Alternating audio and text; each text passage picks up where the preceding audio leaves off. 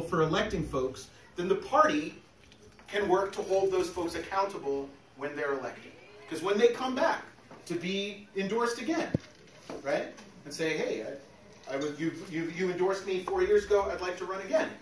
Then the party gets another opportunity to say, okay, were you good on our values, were you good on our platform, or not? Right? And make a decision. It's not, and people want to make these kinds of things into hard and fast rules, as if we can write bylaws so specific that it would keep any elected official from ever doing anything wrong. No bylaws can do that. But it provides the party with an opportunity to evaluate, okay, maybe we didn't like everything this person did, but a lot that they did was good, we're going to endorse them again, or not. Or another mechanism for someone else to run. That space of the Democratic Party as a place where we make decisions, where we take sides on policy, on candidates, I will defend that space from any attacks. And it's probably the thing that makes me the most controversial in the party in some ways. Because if somebody is just getting involved and comes in and says, I don't know anything and I don't know any of you, but I just know that the Democratic Party is completely corrupt, and so screw it and let's burn it down, I'm going to defend the party against that. And point out that after studying all of the state parties in the country for my dissertation, the California Democratic Party is far and away the most accessible and small d democratic state party that we have in the country. Can it be better? Well, absolutely. But I'm not going to like throw it all out because it's not perfect. Right? So that's the first thing. The second thing is when our leaders in the Senate and Assembly decided that messing around with all this democratic, small d democratic stuff and people having their own opinions and so forth is just inconvenient, and tried to vote themselves to have their own party committees that they controlled, I stood up and said no. And frankly, in this race, that's cost me some support from elected officials. But I think that a party chair has to be partisan and has to defend this organization as the space where we can come in, we can disagree, we can fight things out, but we come to some kind of agreement and work together.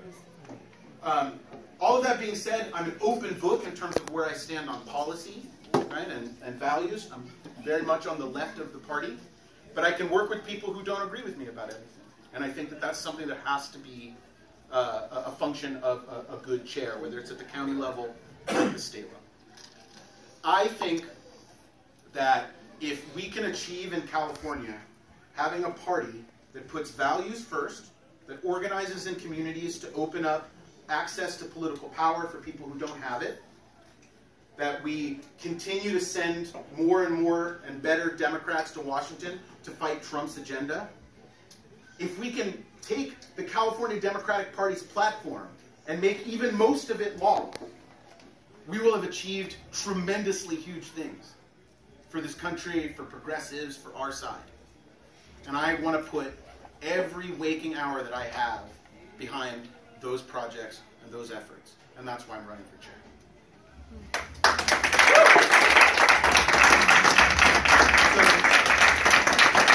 I really want this to be your time, and I want to hear your questions and comments and concerns. So, please, yes? What are your chances of winning? I think they're good. And I think they're good because, well, two things. One, that, and this is no disparagement to my opponents, I respect both of them. Both of them have, I think, a problem breaking out of their base. So I think that there are folks who supported Kimberly Ellis last time who are still going to support her. But a lot of folks who are like, this is a different race. Yeah, can you say who your opponents are? Oh, so it's Kimberly Ellis, Rusty Hicks, who's the chair of the head of the LA Federation of Labor, who's going to, frankly, get a lot of support from institutional elected officials and so forth, but, you know, hasn't been around in the party and in the mix for very long. And then Lenore Alberts, who's also running. She's from Orange County. Those folks who were delegates last time, I remember she ran for chair.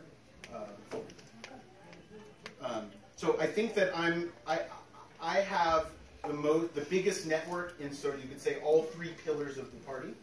The other thing is, with three strong candidates running strong campaigns, there's a very good chance that this goes to 2 rounds. And that means me being a very popular second choice for a lot of people is very helpful. And it's like, I know that I'm going to be tremendously outspent in this race, for sure. I'm only trying to raise enough money to just run the campaign, get out to talk to people and so forth. My focus in this is talking to people, talking to delegates, talking to activists as much as possible. And so I'm from here until the convention, I will be on the road at least 3 days a week. And it's the only way. It's a gigantic state. It's a very strange race, because it's like running for governor, except there's only 3,500 voters. but they're just as spread out as they would be in any other election. Yeah, brother. So do you mind actually explaining a little bit about what kind of responsibility, what you'd be doing exactly, the power that you would actually have? Excellent. So the chair, probably the best way to put it is that the chair is the most powerful figure in an organization that isn't super powerful, in a way. So the chair is, right now, completely responsible for all hiring and firing, for the bottom line of what the field operation done by the party is, like what's the election program? You know, are we buying ads? Are we knocking on doors? Are we making calls and so forth? The chair is responsible for putting all of that together. The chair appoints all members of the standing committees of the party. The chair really has final say on all budgetary and spending things. Within that, though, the party itself, right, is sort of a partner with the caucuses of Democrats in the state Senate, the state Assembly, and Congress, who do really the bulk of the fundraising and targeting races and putting resources into targeting races. But that money flows through and is built, and it's built to be sort of a partnership with the party. I actually think that the chair's position is too powerful right now. I think some of the responsibilities or the powers of the chair should be spread explicitly to other officers. I'll give you an example. The committee appointments. You know, we have a whole number of standing committees and a couple hundred people who get appointed to them to do the ongoing work, whether it's bylaws, organizational development, affirmative action. There's a whole bunch of sort of ongoing party work that these committees do. I think it's totally absurd, democratically and practically, to have the chair appoint everyone on those committees. There's been proposals, though, to have them all voted on at convention, which I actually think is a bad idea. The number one reason being that we want our working committees to be very representative of different currents, different aspects, different communities within the party.